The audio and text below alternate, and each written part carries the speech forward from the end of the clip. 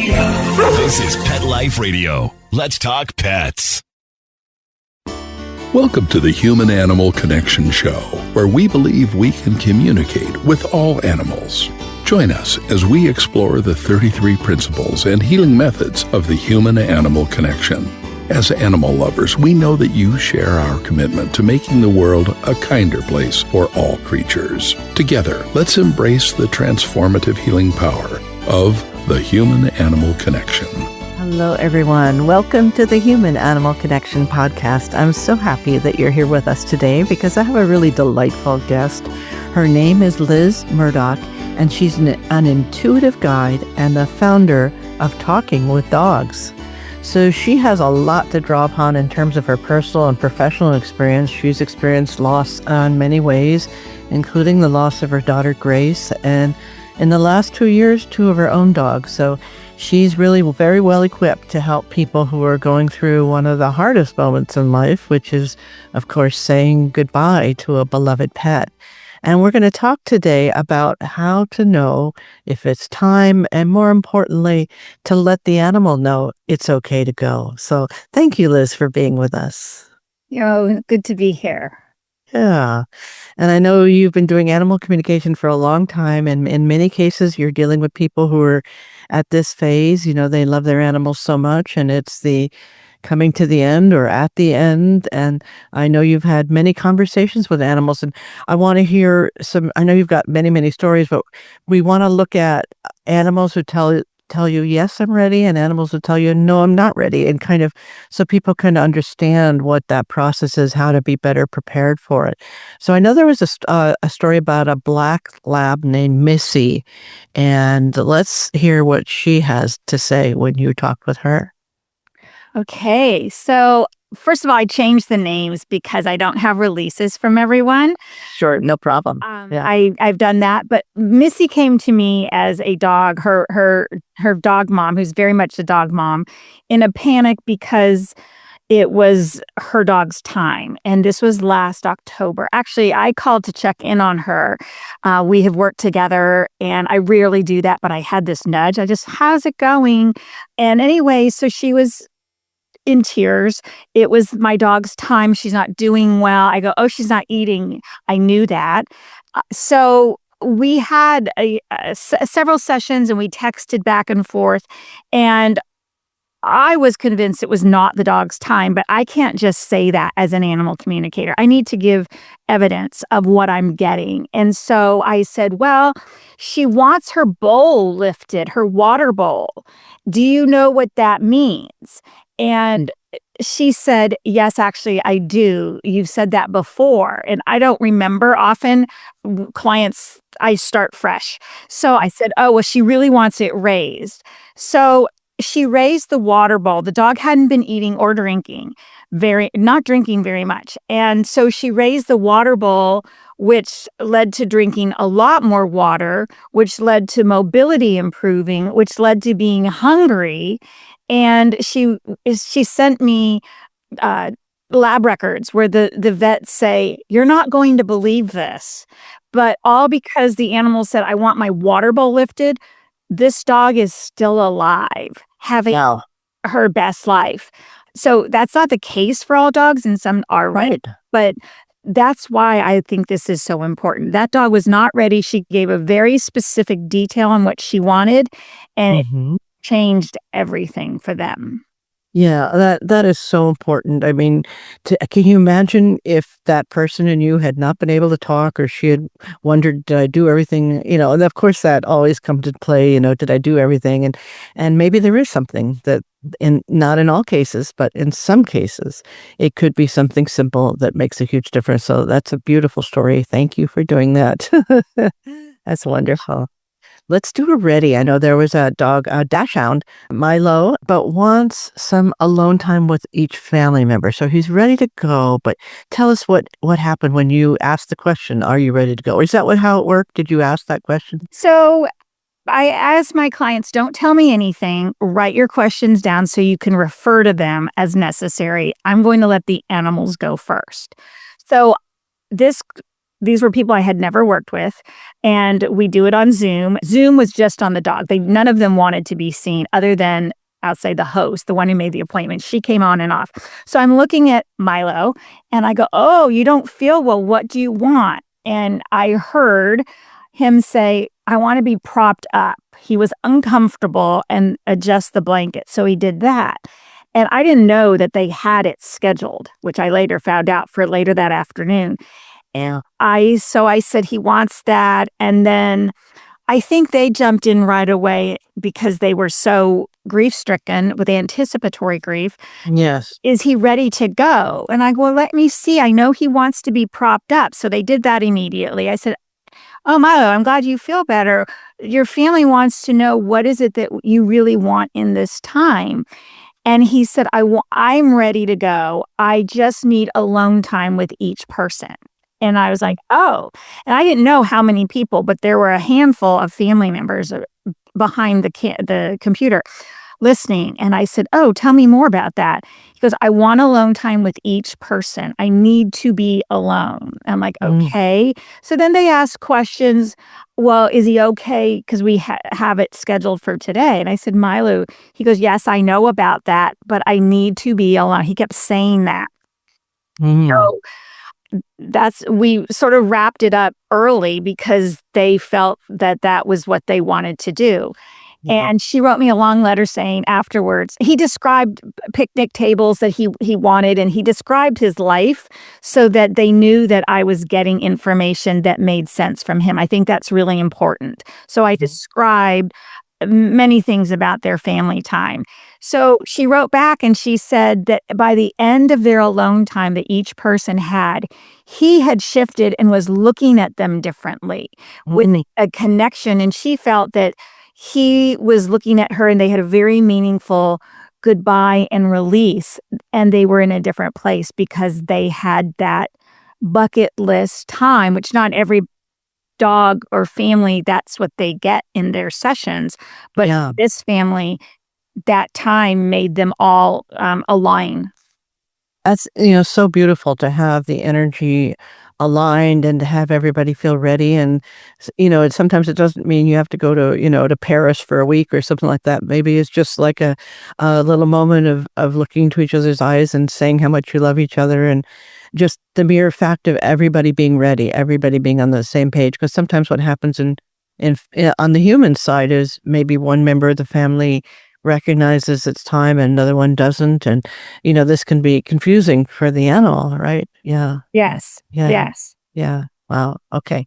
All right. So a not ready story about a black cat named Maestro that said, "Oh, this was exactly the one I was just saying, spouses not aligned," and they had different opinions. So what happened with your conversation with Maestro?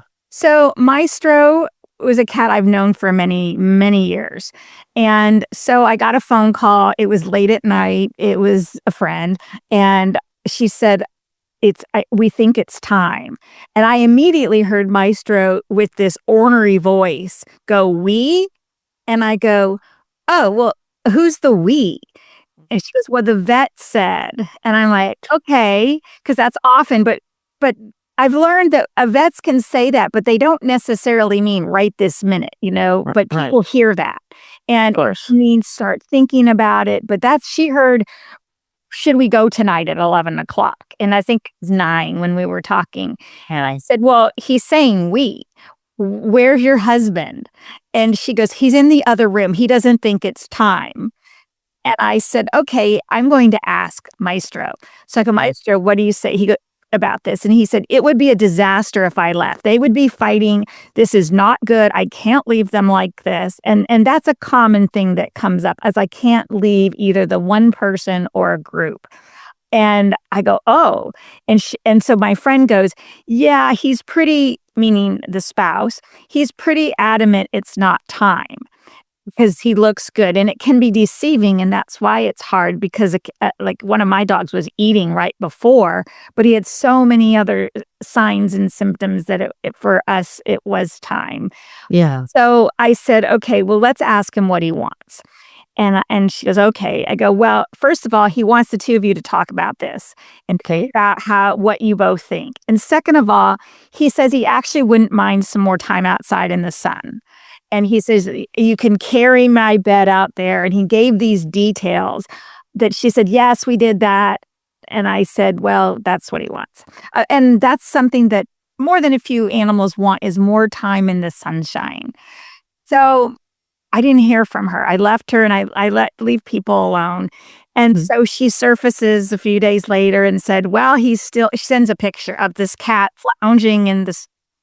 She says he's eating and great. Keep up the good work. I didn't ask about the relationship because that's not really my place. Right. So I hear from her again. Maestro has now passed. They were in unison. They were very grateful for the circumstances around the last day and the final moments and how it transpired. Yeah. Yeah, sometimes it's just so different. Yeah. It's just sometimes it's just a little bit more time. It's not like they need another year or something, to be on life support or something crazy. But sometimes it's just a little bit of completion time. I think there's a cycle on the human side, a cycle on the animal side. And if we have time, I definitely want to hear more about how you have, what you've understood from animals. I know you've gone through dealing with personal loss yourself and with your daughter, but what the animals have to say about the whole process. So let's do another story before we go to the break. Sasha was ready to go, and she was sitting in the rocking chair downstairs. What happened with Sasha? And was Sasha a dog or cat? Sasha was a cat. Again, someone who I did not know. Sometimes people just book a session and it's just like, hi. And I'm like, who are we talking to? And so it was this cat on a bed. And all I could see was this woman's hand, because a lot of people don't want to be on a Zoom screen because it's emotional, which is fine.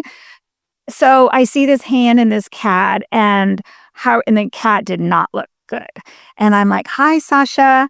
Again, a made up name, but hi, I'm Liz. I want to know what you want. How are you feeling? I'm not feeling good. And I go, oh, but there's somebody else who's not here. I can hold on. And, it's not about keeping an animal alive or going to suit the needs of people. But if they're comfortable and there's details that they can get through another couple hours or days that you do work with your vet to manage pain and everything, that's important for sure. So anyway, this cat was ready, but said, I can't go yet, but I want to go downstairs. And I said, are you upstairs? Because I feel these stairs, and she wants to go downstairs. There's a rocking chair. I could see it. I describe really well. So again, the people know it's their animal. So I said, she just wants to go in this rocking chair. And she goes, oh, she sits with my daughter there. But my daughter's not home. And I said, well, Sasha, can you wait? And I could feel the nausea. I mean, thinking about it, I said, she's nauseous. And the mom says, well, I have meds I can give her. I said, well, you need to make sure to keep her comfortable. And she goes, yeah, the vet had said, and often, it's about fine tuning it with the vet. Oh, the vet said you could give more, so go ahead. Those details matter. So anyway, I didn't hear from her, heard from her the next day. The daughter came home. Sasha was downstairs and actually passed peacefully in the rocking chair. Oh, it's amazing. It's amazing. Yeah. I mean, it's so wonderful when we can make the passing be as suitable to the animal as they wish. And, we have some idea of what it should be like or whatever, but they might have another idea. And just being able to know from the animal what it is that they want, to be able to wait for that daughter and be in the chair that was the comfort place. And that's so beautiful. Really beautiful story. Really beautiful story. Yeah. Well, we're going to take a short little break. When we come back, I know we've got some more stories. And I also want to hear just in general what you've learned about how animals understand death, how they feel about death, some general ideas about death according to animals. So we'll be right back in just a moment. Real people, Real stories. Our little dog developed this lymph problem. The chemotherapy lasted for 6 months, started developing more lymph nodes. So I thought I'd just try carnivore. The lymph nodes started to go down. Then I took him into the vet to have him checked out, and there was no signs at all inside. My cat had issues that developed in his eye, and 3 months later, my veterinarian said, let's go ahead and remove the eye. I heard the carnivore on advertising, so I said, you know what, I'm going to order this product. They did the procedure, they did all the tests, and they said, I don't know what you did. This product saved his eye. I've got a Labrador who could hardly lift herself up off the floor. The treatment was chemotherapy. That's when I said, this could be the ticket. About 3 weeks, you could tell she was very alert. She was going on a 5-mile walk. She is just like prime again. Call 866-836-8735. That's 866-836-8735. Or visit carnivore.com. That's carnivora.com. Use promo code PETLIFE at checkout for 15% off your order at carnivora.com. Hey friends, if you like what you're hearing and want to learn more, check out Dr. Joseph's book, The Human-Animal Connection, Deepening Relationships with Animals and Ourselves. Or visit the website, thehumananimalconnection.org, to book an online consultation. Thank you for loving animals. Now back to the show. Let's Talk Pets on PetLifeRadio.com.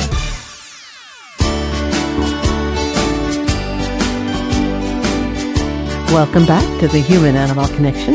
I'm your host, Jeannie Joseph, the Executive Director of the Human-Animal Connection, and I'm speaking with Liz Murdoch, and she has a wonderful stories about her talking with the dogs. That's the name of her organization, and you can also find her at that website. We'll give that website at the end also, but it's talkingwiththedogs.com. So Liz, I was just wondering if you could give us a little bit of insight about, we humans, we get pretty worked up about death. It's pretty hard stuff for us. What have you learned from the animals about how of course, every animal's different. I don't mean to say all animals just think the same thing, feel the same thing, but in general, what have you noticed about how animals relate to death? They're pretty much about the body, and a lot of the animals I've worked with have died at a senior age, but some of them were younger. And it's usually about the body. It's always about the body. It's like, my body's not working. It's about leaving the body. And often their spirit, the voice that I hear is very strong. And it's very reassuring. And they know it's about my body's not working, and they're okay with that, is the common thread. Okay. So do they have a sense that they will continue in some way, either in consciousness or as a soul? What is your sense? That are they saying, well, my body's not working, which they're not to their preference, but they're not that concerned because, I don't want to put words in your mouth. What have you noticed? So some of them are sort of snarky, like, what a pain in the neck kind of thing. It's like, I really like being able to do X, but I can't do that. So they have their personalities that come through while they're alive. And I can say they're like, what, but that was then, they sort of are like, I used to be able to run, but that's not working out so well. I've had that. Or, I love you so much, I don't want you to worry. My experience in terms of where they go, which I think you're sort of getting at what they say, it's more like you'll understand one day. I very much have had that, and in all my work and experience, that we will understand one day. And they're more about that, like, you'll be okay. I don't want to see you suffer.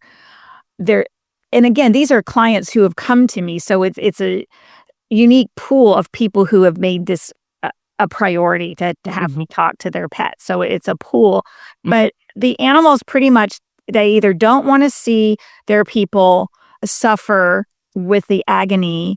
Some dogs have died and their people weren't there, and they feel this guilt, like, oh, you're supposed to be there. Well, it didn't work out that way.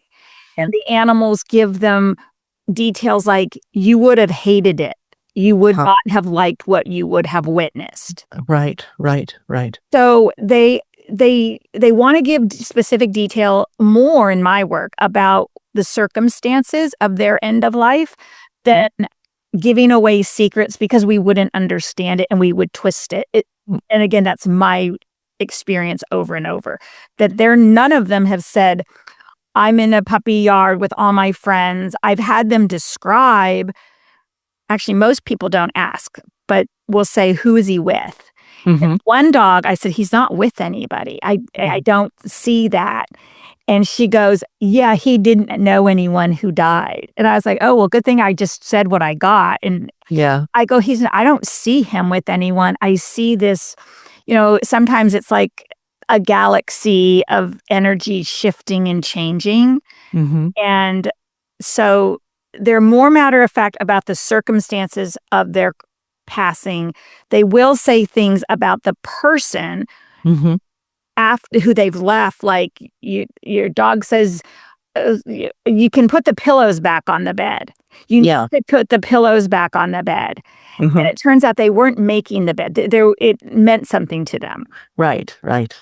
Yeah. So it's usually about the circumstances to help the people in my work.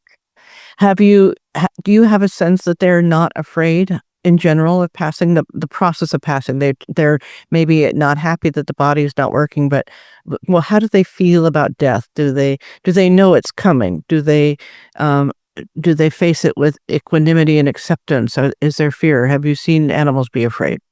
I have seen one cat be afraid. Just one. Yes. I mean, I witnessed we have feral cats on my street and they came to my house and I alerted the people who were the feeders and the caretakers and the trappers. And I said, what's going on? They want help. And but that cat was sort of skittish and it was feisty, but it was very, very sick. And it was hard to catch this cat, but they did. And afterwards, the other one came back to me after it had happened with sort of a sign. So that was a hard one for me to process because I witnessed something. And it had more to do, I think, with how the person was handling because he was feral cat, this cat, but he went very quickly and he was very ill.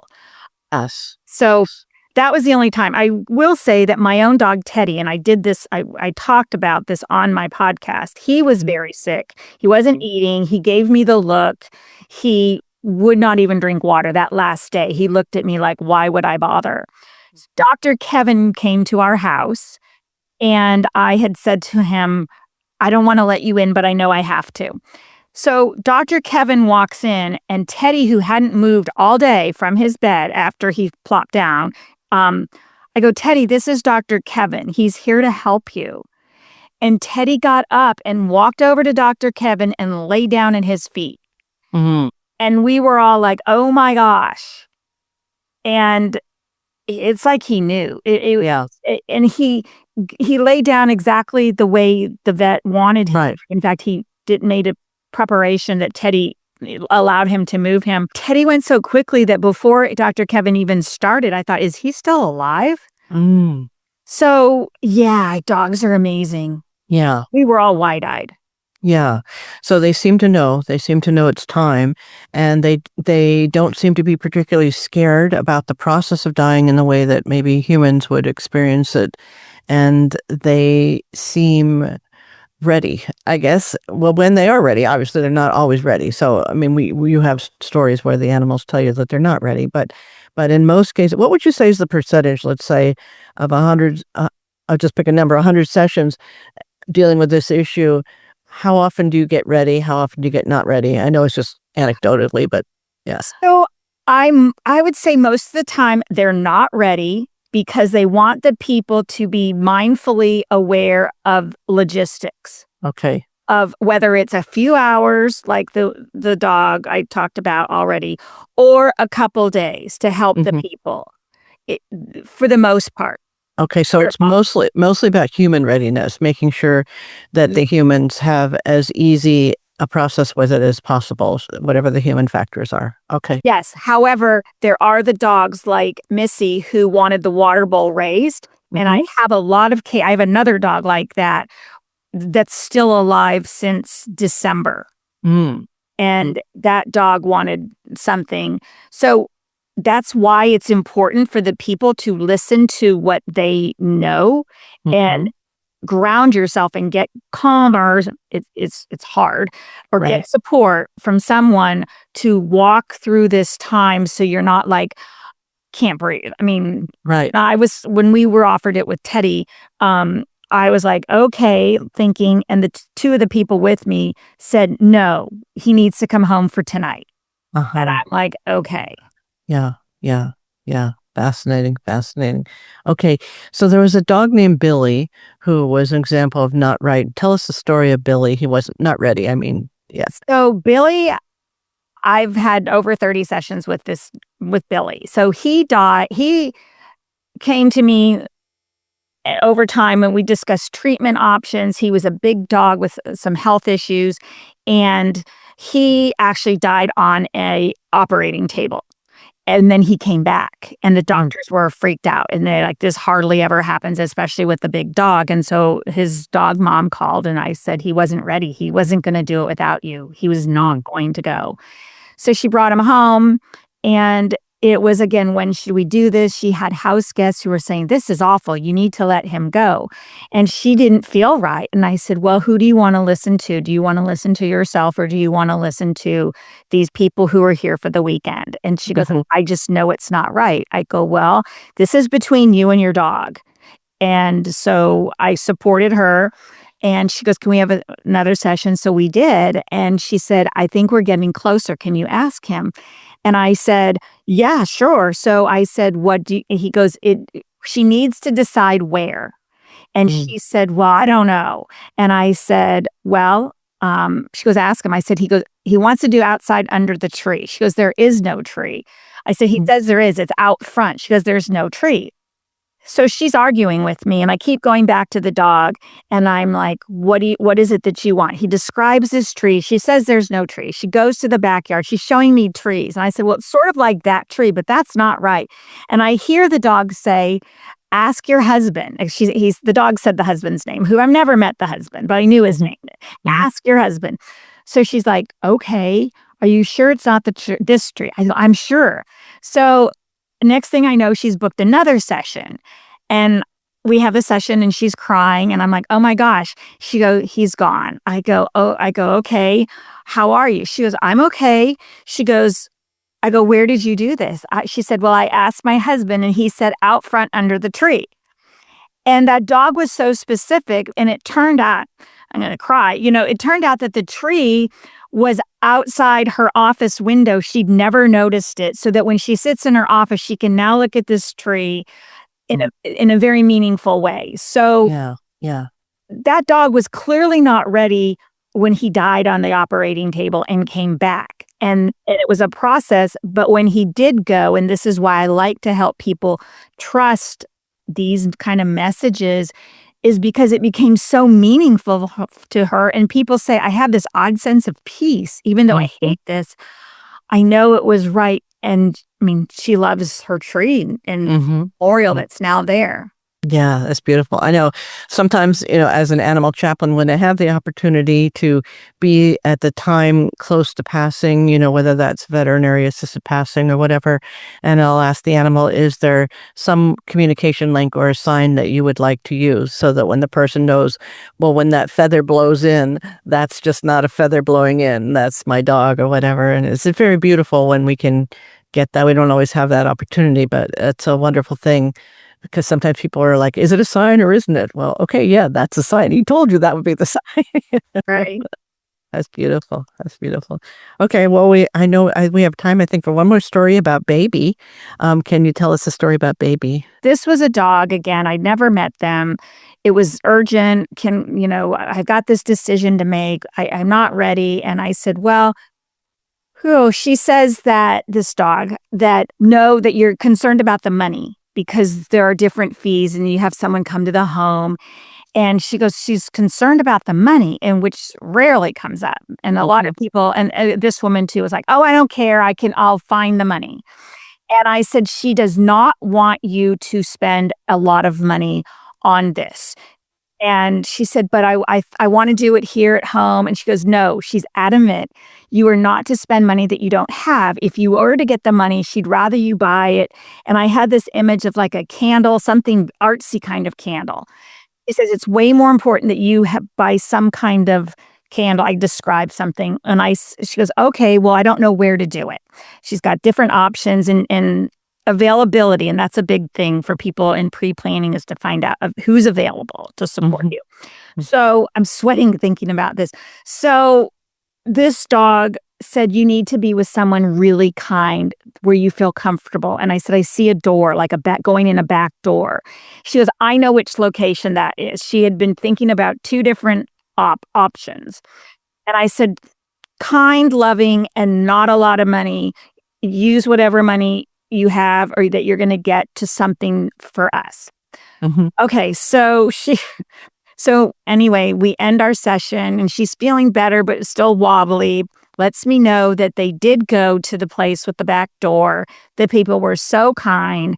And she felt this relief because she did not go into debt. And as time went by, she did find this meaningful artsy piece that was a physical link to her relationship with her dog. That's wonderful. It's sweet. Oh, yeah. It's a beautiful story. Yeah. Well, it's just so wonderful. You know, animals share our lives. We're partners in life. And so we should be partners in the process of passing out of life. And, you know, if they were in the wild, they would go sit under the tree and be lunch for a coyote, you know. And, you know, they can't do that when they're sharing lives with us. And so we need to be the best partners we can be through every stage, but especially in the stage when it's time to go. So it's been wonderful to talk with you, Liz Murdoch, and people can find you and do book sessions with you at talkingwiththedogs.com, talkingwiththedogs.com, or you can visit her YouTube channel, Talking with the Dog. So it's been just delightful. I think we're going to have to do this again because this is just so much fun. Thank you. Thank you. It's an important topic. Yes, it is. And thank you for doing the good work that you're doing. My pleasure. We'll say aloha for now. Thank you for listening to the Human Animal Connection podcast. Thank you for tuning into the Human Animal Connection show. Please visit our website, thehumananimalconnection.org. There you can sign up for our free email newsletter, book a consultation, or check out our blogs and resources. Our best-selling book, The Human Animal Connection, is available on Amazon, and your donation of any amount keeps our nonprofit organization providing life-changing services. Let's Talk Pets, every week on demand, only on PetLifeRadio.com.